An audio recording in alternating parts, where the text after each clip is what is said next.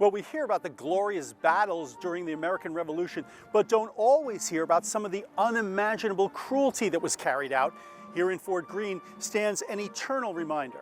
The British came away victorious in the Battle of Brooklyn in 1776, but were overwhelmed with prisoners of war and nowhere to put them. Their solution? Floating prisons, hell ships as they were known.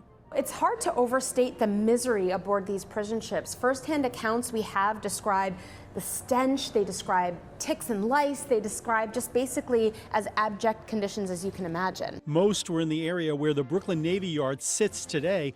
Overcrowding and disease, including smallpox, killed some 11,500 people, more than those killed in the entire Revolutionary War. Prisoners were kept below deck on these ships in the middle of the river for 7 years. Sometimes they were thrown overboard, sometimes they were buried in very shallow graves in that marshy water. And so for years after the war, some of those remains would resurface and wash up on the shores of Wallabout Bay. In 1908, the prison ship Martyrs Monument was built, now the centerpiece of a beautiful park, but still a symbol of an awful forgotten history. The British would occupy New York for 7 years and finally leave in 1783, but the legacy of brutality remained. I'm Dick Brennan, and that's the way it was.